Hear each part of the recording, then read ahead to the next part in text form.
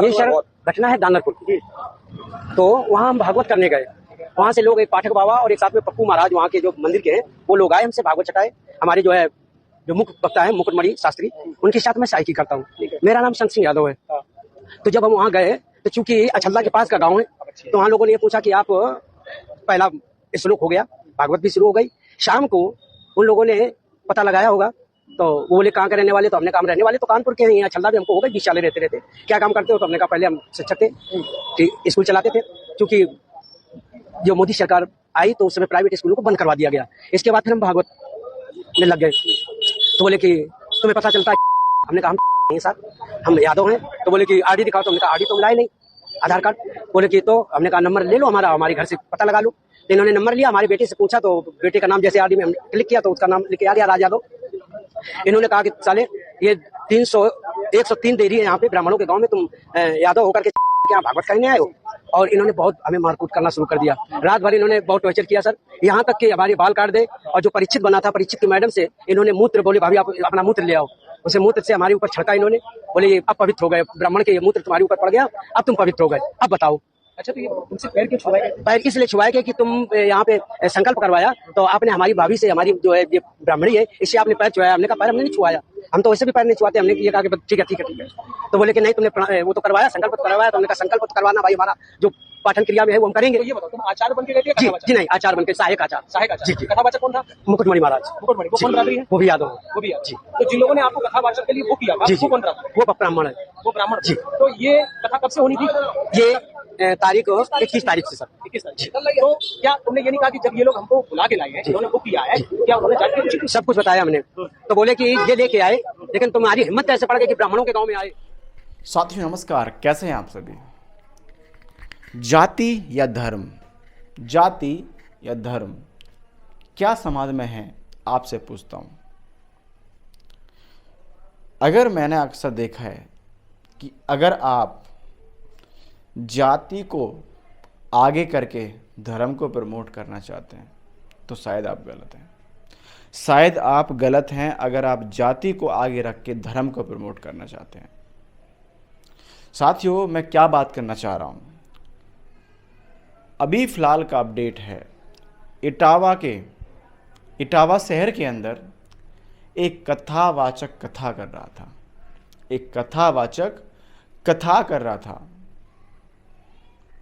और उस व्यक्ति को पद से हटाकर उससे नाक रगड़वाई गई। ये वीडियो सोशल मीडिया पर वायरल हो रहा है, आप देख लीजिएगा। मैं दिखा दूंगा आपको हल्का सा क्लिप। आपसे पूछता हूँ, सबसे पहले क्या जरूरी है, जाति या धर्म? क्या कथा किसी जाति को देख करके की जाती है? क्या कथा को केवल ब्राह्मण लोग ही कर सकते हैं?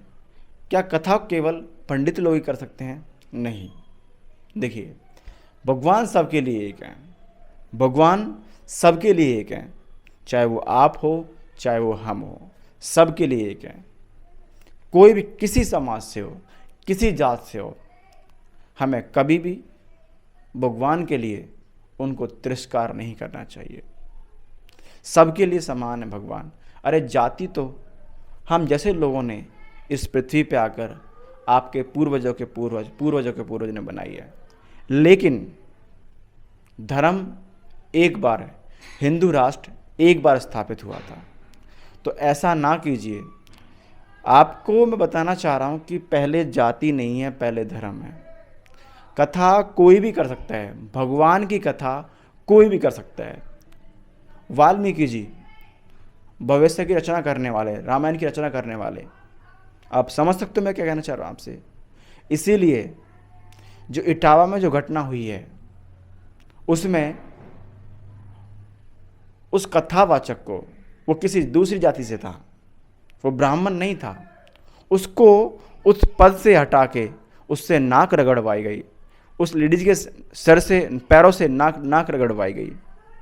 उसको उसकी पिटाई करवाई गई। और तो और उस पांडाल के अंदर पिटाई करवाते वक्त उसके साथ ताली बजवाई गई। ये कहाँ का न्याय है? अरे भगवान तो सबके लिए सेम है, इसीलिए भगवान के साथ रहिए, कोई जाति विरोध ना कीजिए, सभी को राधे राधे, सभी के साथ रहिए। धर्म पहले है, धर्म पहले है, जाति पहले नहीं है। इसीलिए अनुरोध है, जो संत राम यादव जी हैं और मुकुट सैनी जी हैं, इनके साथ जो अन्याय हुआ है, इनको न्याय मिलना चाहिए। देखो, मैं फिर कह रहा हूँ, आपने कभी देखा होगा प्रेमानंद जी के दरबार में सब आते हैं और प्रेमानंद जी सबको एक ही समान समझते हैं। देखो, भगवान की भगवत प्राप्ति सबके लिए समान है, इसीलिए भेदभाव ना करें, सच्चे मन से रहें, एक रहें। ठीक है, राधे राधे।